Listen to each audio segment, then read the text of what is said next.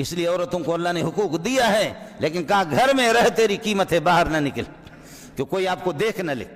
لیکن واللاتی تخافون نشوزہن، نافرمانو فعظوہن، پہلے بات سمجھا دو، اور اگر نہ سمجھے وہجروہن فی المضاجع، کمرے میں الگ سو جاؤ، اس سے الگ سو جاؤ، لیکن الگ کمرے میں نہ جاؤ، ایک ہی کمرے کے اندر آپ الگ وہ الگ۔ آخر مجبور ہو کر کے گرم چیز مچھلی کھائے گی، انڈا کھائے گی، تو پھر تو یہ مجبور تو ہوگی نا، تم بھی صبر کرنا نا،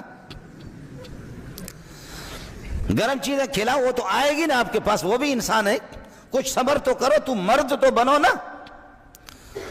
وَهْجُرُوهُنَّ فِي الْمَضَاجِعِ، بستر میں اس کو چھوڑو، قرآن بتا رہا ہوں آپ کو۔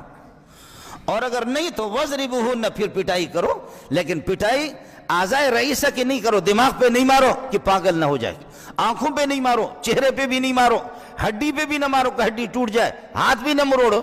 الضرب للتعذیب، ادب کے لیے۔ وَاضْرِبُوهُنَّ،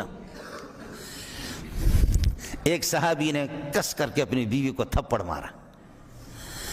مارا، کیس چلا گیا رسول پاک صلی اللہ علیہ وسلم کے پاس، حضرت کے پاس۔ اس وقت یہ آیتیں نازل نہیں ہوئی تھی، تو نبی پاک صلی اللہ علیہ وسلم نے فرمایا کہ لڑکی کے یعنی خاتون کے ان کے بھائی نے کیس دائر کیا محمد رسول اللہ کی کورٹ میں کہ میری بہن کو اس طریقے پر مارا ہے۔ فرمایا بلاؤ اس کو،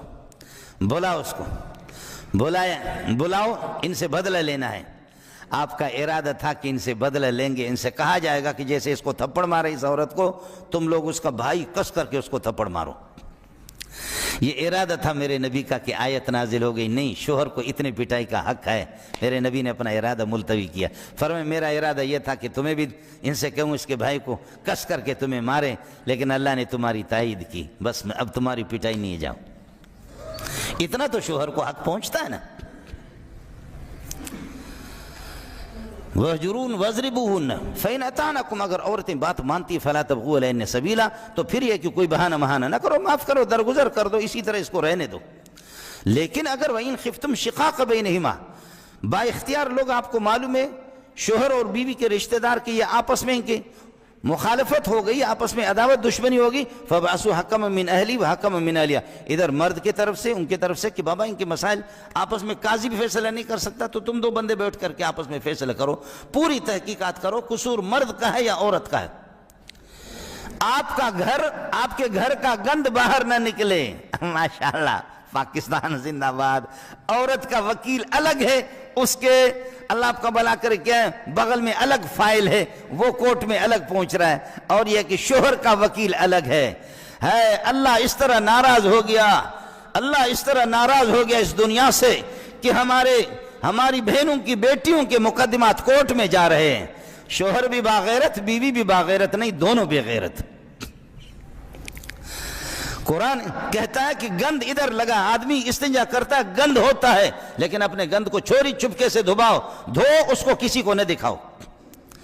یہ کیا غیرت ہے کہ میری بیٹی اور میری بہن کا قصہ کورٹ میں جا رہا ہے، وکیل اس کے لیے پکڑا ہے، اس کی اجازت نہیں دیتا قرآن۔ فَبَعْثُوا حَكَمًا مِّنْ أَهْلِهِ، غیرت، قرآن غیرت کا سبق دیتا۔ فَبَعْثُوا حَكَمًا مِّنْ أَهْلِهِ وَحَكَمًا مِّنْ أَهْلِهَا، دونوں کی طرف سے با اختیار لوگ، اور وہ آپس میں ان یرید اصلاحا، اگر صلح چاہ رہے یوفق اللہ بینہما، اللہ مطابقت پیدا کر دے گا، اور اگر نہیں عورت کسی طرح ٹھیک ہونے کے لیے تیار نہیں ہے، کسی طرح کہ تیرے جیسے کالو خان کو میں پسند کرتی نہیں، تو پھر وہ مہر والی رقم دے دے، خلا کر لے، اسے لے لے، خلا پھر شوہر اسے لے لے۔ اور اگر شوہر کا قصور ہے تو شوہر اللہ سے ڈرے، ویسے ہی اس کو طلاق دے دے۔ پھر مردوں کے لیے، شوہروں کے لیے عورت کی کمی نہیں ہے، عورتوں کے لیے مردوں کی کمی نہیں ہے۔ وَإِن يَتَفَرَّقَا يُغْنِ اللَّهُ كُلًّا مِّن سَعَتِهِ، اگر مرد اور عورتیں دونوں جدا ہو جائیں، اللہ ہر ایک کو غنی کر دے گا، مرد کے لیے کوئی اچھی عورت بھی لائے گا، اور عورت ہے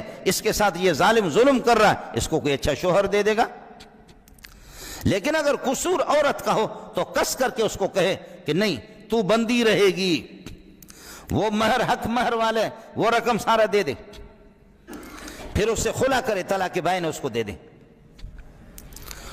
اور اگر قصور مرد کا ہے تو اللہ سے ڈرے، پھر اس غریب سے کوئی پیسہ نہیں، قصور تو تیرا الو کا پٹا، کوئی اور گوری سی آپ کو مل گئی ہے، اب اس غریب کو یہ آپ کو پسند نہیں ہے۔